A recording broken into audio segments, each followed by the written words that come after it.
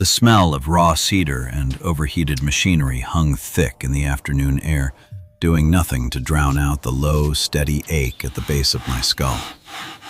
I ran my thumb over the edge of the newly routed baseboard, feeling for splinters that the sander might have missed. The wood was smooth. Perfect. I set it down on the sawhorses, wiped the sawdust from my jeans, and intentionally kept my eyes trained on the ground as I walked past the property line. If I looked up, I would see her. And seeing her always reminded me of the massive, uncrossable gap between a guy who built things for a living and a woman who actually owned them. Jackson. The voice was calm, anchoring, and impossible to ignore. I stopped on the cracked sidewalk, my boots heavy against the concrete. I didn't want to turn around. My chest felt tight, a heavy pressure settling behind my ribs. But I turned anyway, the canvas of my faded olive work shirt pulling taut across my shoulders. She stood on the other side of the rusted chain-link fence that separated our rented lots. Her right hand rested lightly on the metal gatepost, right next to the dented black mailbox. The afternoon sun caught the fabric of her peach dress, outlining the steady, quiet strength of her posture. Liliana Mendoza. She wore a delicate silver necklace that glinted when she breathed, a sharp contrast to the grit of the neighborhood. I stayed on my side of the fence, my hands shoved deep into my front pockets. If I took them out, I might try to reach across the metal wire. "You've been leaving before sunrise and coming back long after my porch light goes off," Liliana said. She didn't sound angry. She sounded like a woman who studied patterns and didn't like when the clay shifted on the wheel. "Why do you keep avoiding me?" I looked at the top hinge of the gate, avoiding her dark eyes. "I've been working." "You always work," she countered gently. "But you used to wave." "You used to tell me when a storm was coming so I could cover the kiln." She tilted her head, her fingers tightening slightly on the metal post. "Did I do something wrong?" I closed my eyes for a fraction of a second. The idea that she could ever do anything wrong was absurd. She was established, composed, 36 years of grace and hard-earned stability. I was 28. Up to my neck in equipment loans and covered in drywall dust. "No," I said, my voice coming out rougher than I intended. "You didn't do anything." "Then why?" I looked at her then, really looked at her. I saw the exhaustion framing her eyes, the smudge of dried clay on her wrist, and the absolute resilience in the way she held her ground. "Because looking at you hurts," I said bluntly. The truth dropped between us like a lead weight. "It reminds me of everything I haven't built yet, everything I don't have the right to stand next to." Liliana didn't flinch. She just studied my face, the silence stretching out, heavy and grounding. Before she could respond, the screech of tires pulling up to the curb shattered the quiet.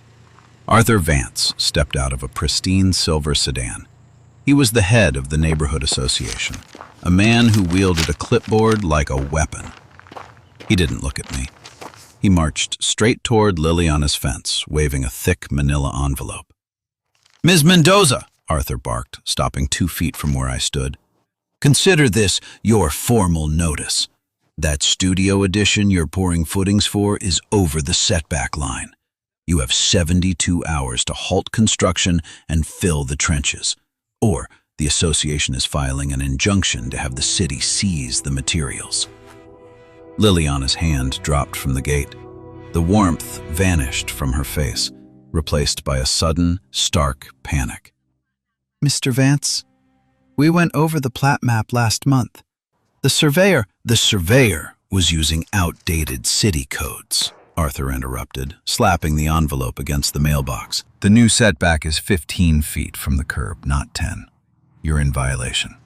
I pulled my hands out of my pockets. The air in my lungs turned to ice. I didn't care about my unworthiness complex right now. I cared that the woman in the peach dress looked like the ground had just vanished beneath her feet. "Vance," I said. My voice wasn't loud, but it stopped the older man in his tracks. I took 2 steps forward, placing myself between Arthur's sedan and the chain-link gate. "Let me see the citation." "This is an association matter, Hart. Stick to framing houses." I didn't argue. I just held out my hand, my palm calloused and stained with wood glue. I kept my posture relaxed, but my feet were braced. "The citation." Arthur sneered, but shoved the paper into my hand. I scanned the text. It was a standard scare tactic, heavy on legal threats, light on verifiable municipal code. But what caught my eye wasn't the legal jargon. I looked past Arthur, my eyes tracing the foundation trenches Liliana had paid a crew to dig the day before. "The setback isn't her problem right now," I said, my tone flat. I pointed a blunt finger at the trench nearest to the old oak tree in her front yard. "Her contractor didn't shore up the trench wall near the root system. If it rains tonight like the forecast says, that trench is going to collapse, undermine the oak, and drop a 3-ton branch straight through the roof of your silver sedan." Arthur whipped around, staring at the tree, then at his car. The color drained from his neck. "I suggest you move your vehicle," I told him calmly, "and leave the paperwork. I'll review the municipal zoning codes tonight." Arthur snatched his clipboard, glared at Liliana, and practically ran to his car. He sped off without another word. I turned back to the fence. Liliana was gripping the wire, her knuckles white. She looked at the trench, then up at me. The panic was still there, a quiet tremor in her shoulders. I didn't offer a platitude. I didn't tell her it would be fine. I walked to the back of my truck, pulled out a stack of 2x10 boards and my hydraulic jacks. "What are you doing?" she asked, her voice shaking slightly. "Fixing the immediate hazard," I said, carrying the heavy lumber past her gate. "Then we deal with the paperwork." It took me 3 hours to properly brace the trench walls. The soil was loose, sandy loam that crumbled if you looked at it wrong. I set the 2x10s against the earth walls, wedging hydraulic trench shores between them. I pumped the handle of the shore, watching the pressure gauge until it hit the exact PS I needed to lock the timber in place without fracturing the soil further. Sweat stung my eyes, and my back ached from the bent posture, but the earth stopped shifting. I climbed out of the dirt, wiping my hands on a rag. Liliana was standing on her porch holding a glass of iced tea. The relief on her face was a physical weight lifting off my own chest. She stepped down into the yard and offered me the glass. "Thank you," she said quietly. I took the glass, careful not to brush her fingers with my filthy ones. "The trench is secure. But Vance is right about one thing. The city updated the zoning ordinances 6 months ago. Your contractor should have pulled the new maps." Liliana let out a shaky exhale, crossing her arms over her chest. "I put my entire savings into that kiln and the studio expansion. If I have to fill the trench and move it back, I lose the deposit. I can't afford to redraw the architectural plans." "We aren't filling the trench," I said. She looked at me, a spark of defiance cutting through her fatigue. "Vance will bring the city inspector tomorrow. He's been trying to push me out of this neighborhood since I opened the community art classes. He says it brings in the wrong element. Vance is a bully who uses red tape instead of his fists." I took a long drink of the cold tea, the ice clinking against the glass. "Tomorrow night is the monthly neighborhood problem-solving meeting at the community center. You're going to stand up and present the facts." "I don't know the facts, Jackson. I'm a ceramicist, not a civil engineer." "I know," I said softly. I set the glass on the railing. "That's why I'm going with you." She looked up, surprise softening the tense lines around her mouth. "You hate those meetings. You said they were an excuse for people to complain about grass height." "I do hate them." I picked up my heavy tool belt, the leather creaking in the quiet yard. but I hate watching you lose sleep more." Before she could answer, I turned and walked back to my property. I needed to shower, and I needed to pull the municipal codes for District 4. I had work to do. The community center smelled like stale coffee and floor wax. I sat in the back row of folding chairs, my arms crossed, watching Liliana walk to the microphone at the front of the room. She wore a dark green blouse, her spine perfectly straight. She looked terrified, but she didn't show it to the crowd. Arthur Vance was sitting at the front table, his clipboard at the ready. "Ms. Mendoza," he said into his mic, his tone dripping with condescension. "The association appreciates your community spirit, but the rules are the rules. The new setback is 15 feet. Liliana adjusted the microphone stand. I noticed her left hand twisting her silver ring, her nervous tell. I tightened my jaw and stayed seated. She needed to own this room, not hide behind me. "Mr. Vance is correct about the new ordinance," Liliana said, her voice carrying clearly across the room. "However, he is misinformed about the nature of my property." She unrolled a large blueprint on the table. "I hold the original deed from 1952. My lot is classified as a historical mixed-use zone, which was grandfathered into the new city charter last November." Vance frowned, squinting at the paper. "That's impossible. This entire block was rezoned residential only." "Not this parcel," Liliana corrected calmly, pointing to a specific clause I had highlighted for her the night before. "Furthermore, the rumor that my art classes violate commercial traffic limits is false. I have the signed affidavits from the traffic inspector proving we are well under the threshold. The studio expansion is fully lawful." The room went dead silent. Vance's face flushed a deep, mottled red. He looked at the paperwork, then at the crowd of neighbors who were now murmuring in agreement with Liliana. "I will have the city legal department review this," Vance muttered, refusing to look her in the eye. "Take your time," Liliana said. She rolled up the blueprint. "But the construction continues tomorrow." She walked down the aisle toward me.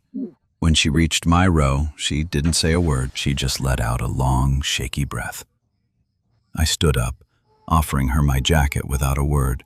She slipped it on, the heavy canvas swallowing her shoulders. It was a functional shield against the chill of the air conditioning, but the way she pulled the lapels closed made my chest ache. "Let's go home," I said quietly. The victory was short-lived. 3 days later, I was in Liliana's side yard, running a transit level to double-check the slope for her concrete footings. I peered through the optical telescope, aligning the crosshairs with the grade rod Maya, Liliana's assistant, was holding. "Hold it plumb, Maya," I called out, my voice cutting through the humid afternoon air. I recorded the elevation drop on my notepad. The slope was perfect. The water would drain away from the foundation. "Jackson!" I looked up from the transit. Liliana was coming out of her back door holding a bright yellow piece of paper. Her face was pale.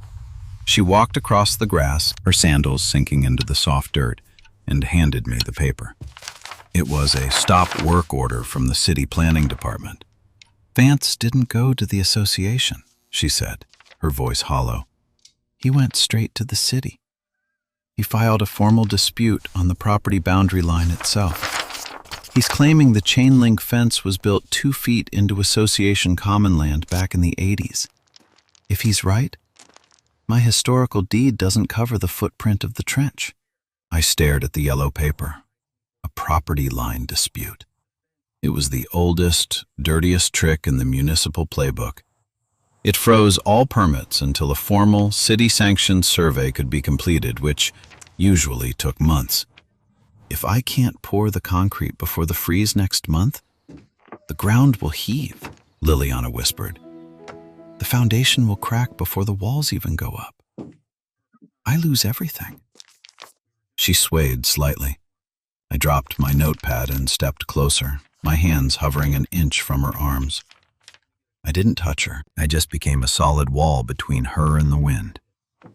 "Look at me," I said. keeping my voice steady, lowering the volume so only she could hear. She lifted her head. Her eyes were bright with unshed tears.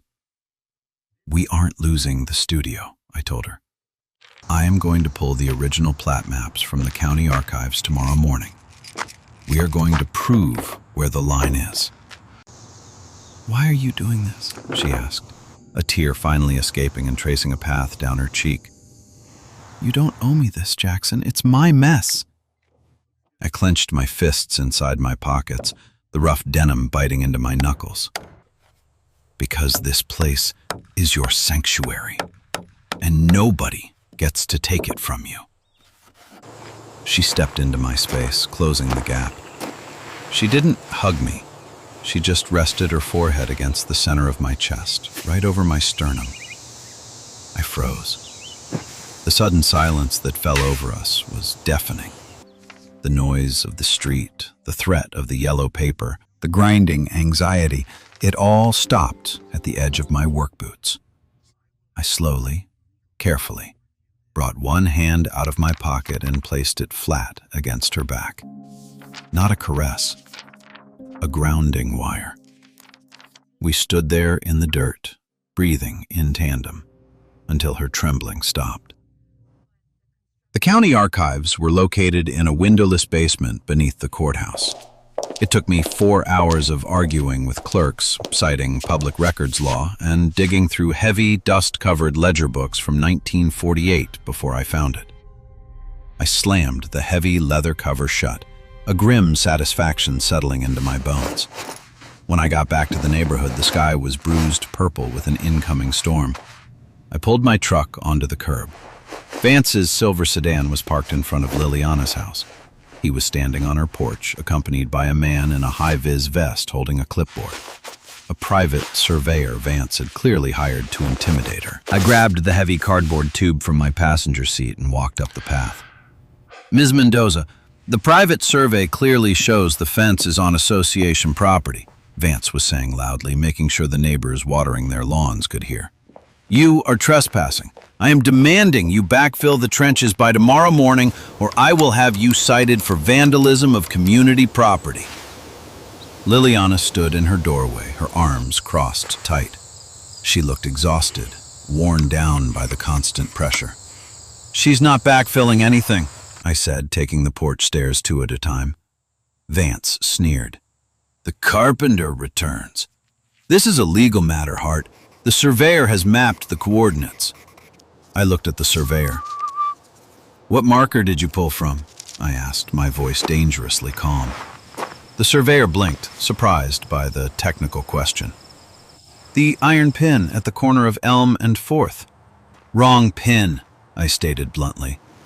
I unrolled the large, yellowed map from the cardboard tube and pinned it against the siding of Liliana's house with my forearm. "You pulled from the 1982 subdivision marker." I pointed to a faded ink line on the brittle paper.